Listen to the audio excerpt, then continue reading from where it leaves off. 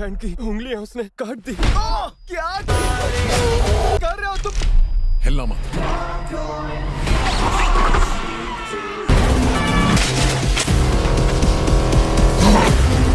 जरा सोचो, एक बंदा बाइक लेकर 2000 फीट ऊपर से क्लिफ के नीचे कूद जाए, या एक हत्यारा जो पूरे माफिया को एक ही रात में खत्म कर दे। ये सुनने के बाद अगर आपके अंदर गूज़बम्प आए हों तो ये टॉप 7 मूवी आपके लिए है, जिसकी एक्शन सीन एंड थ्रिल ऐसे हैं जिसे देखकर आप बस यही बोलोगे, इसे बोलते हैं असली हॉलीवुड। तो ज्यादा टाइम वेस्ट ना करते हुए मैं सीधे मूवी पर आता हूँ। अगर कामयाब होना है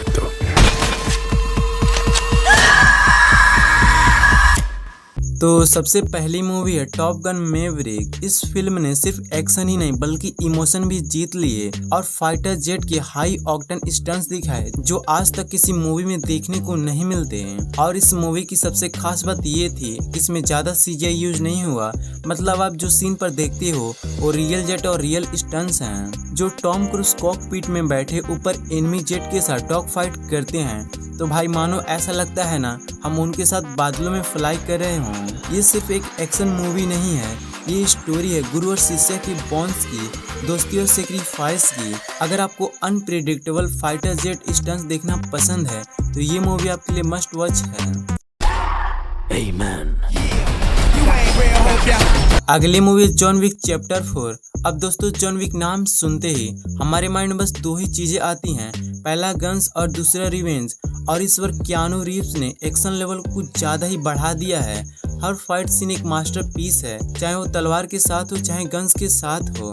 कैमरा एंगल और कोरियोग्राफी इतनी कमाल की लगती है जैसे कोई डांस परफॉर्मेंस हो, लेकिन बुलेट्स और ब्लड के साथ। और कहानी में ट्विस्ट भी है, क्या जॉन विक अब फाइनली अपना फ्रीडम पाता है या फिर और भी मुश्किलें उसके इंतजार में बैठी हैं। ये सस्पेंस मूवी को और इंटरेस्टिंग बनाता है। क्या आपने जॉन विक चैप्टर 4 देखा है? अगर देखा है तो आपको कैसी लगी थी एक बार नीचे कमेंट में जरूर से बताइएगा। वो तुम्हारी कहानी जानता है। दोस्तों अब आते हैं टॉम क्रूज के एक और धमाके पर, मिशन इम्पॉसिबल 7। नाम ही इम्पॉसिबल लगता है और स्टंट तो वैसे भी इम्पॉसिबल लगते हैं। सबसे बड़ा हाईलाइट था वो स्टंट जिसमें टॉम क्रूज ने बाइक लेकर सीधे 2000 फीट ऊपर से क्लिफ जंप किया। मतलब देखने से लगता है कि बंदा असल लाइफ में कूदकर अपनी लाइफ खतरे में डाल रहा है। स्टोरी भी काफी पावरफुल है। एक एआई बेस्ड विलन है जो दुनिया के फ्यूचर के लिए थ्रेट बन जाता है।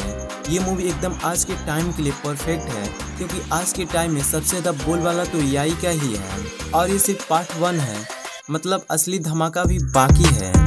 अब नेटफ्लिक्स के ब्लॉकबस्टर की बात करते हैं, अट्रैक्शन 2।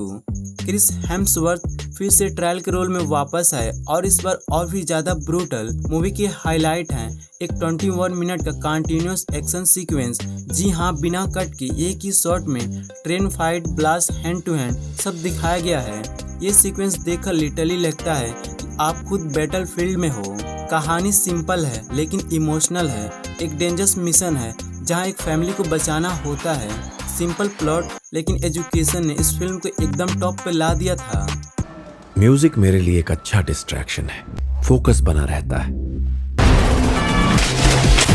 अगली मूवी डेविड फिंचर की द किलर। एक slow burn psychological action thriller है जिसमें माइकल फिंचर एक प्रोफेशनल हिटमैन बनते हैं। एक गलती के बाद उनके खिलाफ पूरा सिस्टम खड़ा होता है और फिर शुरू होता है एक डेडली गेम ऑफ सर्वाइवल। इस मूवी का थ्रिल इसके साइलेंस में है। एक काम कोल्ड ब्लडेड हत्यारा जो हर मूव कैलकुलेट करता है और हर वक्त एक स्टेप आगे होता है। जिन ऑडियंस को टिपिकली एक्शन की बजाय इंटेलिजेंट थ्रिल पसंद है उनके लिए एक परफेक्ट चॉइस है। 3 पर अगर 4 पर गया तो तुम्हारी पैंट गीली हो जाएगी। अगली मूवी द इक्वलाइजर 3। रॉबर्ट मॉकल का कैरेक्टर एक लेजेंड बन चुका है और इस फिल्म में डेंजल वॉशिंगटन ने उसको और भी इंटेंस बना दिया है। इटली में सेटल होने के बाद मॉकल को माफिया के खिलाफ खड़ा होना पड़ता है। जब वो काम एक्सप्रेशन के साथ विलन्स को खत्म करता है तो उसका स्टाइल ही एक अलग थ्रिल क्रिएट करता है। ये फिल्म सिर्फ एक्शन ही नहीं एक इमोशनल डेप्थ भी देती है। इंसानियत, न्याय और सेक्रीफाइस का एंगल इसको और भी स्ट्रॉन्ग बनाता है।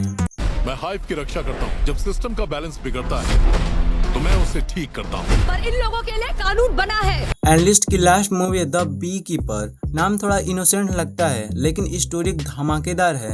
जॉन स्टेथम एक रिटायर्ड गुप्त ऑपरेटिव का रोल प्ले करते हैं जो एक पर्सनल ट्रेजेडी के बाद पूरे सिस्टम को तोड़ने निकल पड़ते हैं। उनके फाइट सीन्स, डायलॉग्स और उनके रॉ रिवेंज मोड बस एकदम पैसा वसूल है। और सबसे बड़ी बात यह है मूवी करप्शन और पावर मिसयूज के अगेंस्ट एक बड़ा मैसेज भी देती है, मतलब एक्शन के साथ एक सच भी। तो आज के लिए इतना ही, मिलता हूँ किसी और नई लिस्ट के साथ, तब तक के लिए बाय बाय।